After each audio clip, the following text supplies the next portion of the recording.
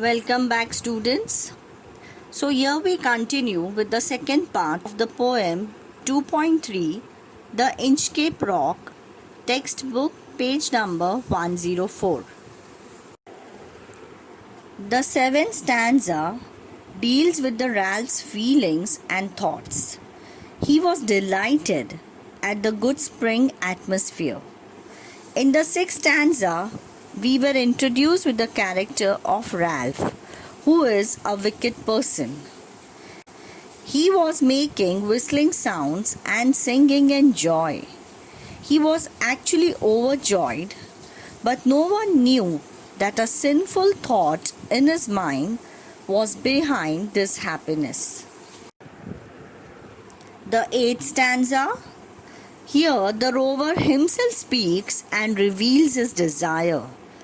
His eyes were fixed on the floating buoy on the Inchcape Rock. Sir Ralph the rover ordered his crew to take the boat to the Inchcape Rock.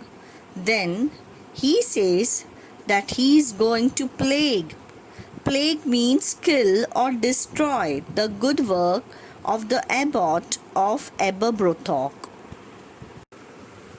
The ninth stanza describes that the rover's men took the boat to the Inchcape Rock. There he bent over the boat and cut the bell from the rock. The 10th stanza. Here the pictures how the bell was sinking down, making the bubbling sound. Bubbles rose and burst around. Now here the wicked deed was fulfilled. Sir Ralph was happy, thinking that the bell would save no more ships and the seamen would no longer bless the abbot. The 11th stanza. Here Sir Ralph the rover then sailed from the rock. He sailed away. Thereafter he had robbed and looted many ships, which met accidents crashing to the Inchcape Rock. He is now a rich man with all the looted treasures, and today he is going to the Scotland shore with a ship. The 12th stanza describes the gloomy atmosphere on the day the rover is sailing to Scotland.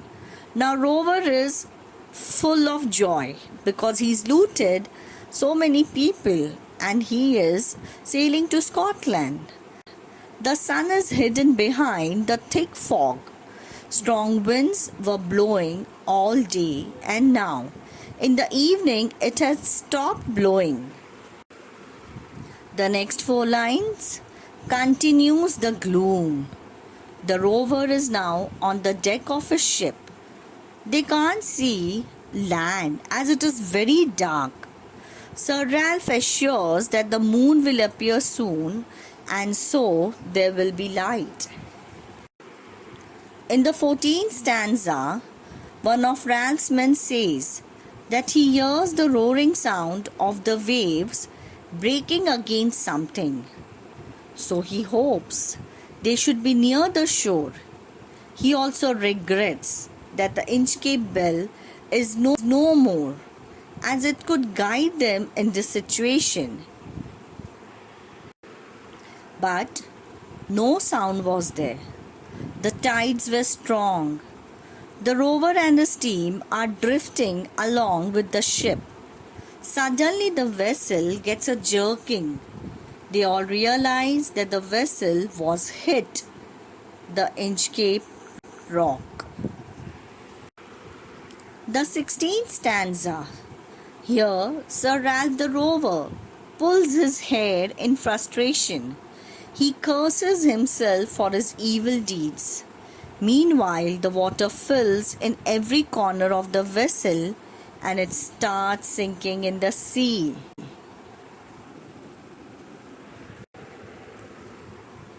In the last stanza of the poem, as the rover is dying, he hears a sound like the ringing of the Inchcape bell, but it was actually his death. knell that the devil himself was ringing beneath the water. So finally, the rover dies. He dies because of his own bad deeds. He wanted to kill all the people. He had cut the Inchcape bell. And what happens at the end? He himself meets death. So children, remember, be good and do good deeds, as it will come back to you. Your bad deeds will come back to you. So here we have two characters. One is of the abbot and the other one is of the rover. I hope all the students have understood the poem, all the 17 stanzas. The textbook is available on the e-link of ebalbharati.in. We will continue with the next session of the poem of appreciation of this poem in the next PPT. Thank you.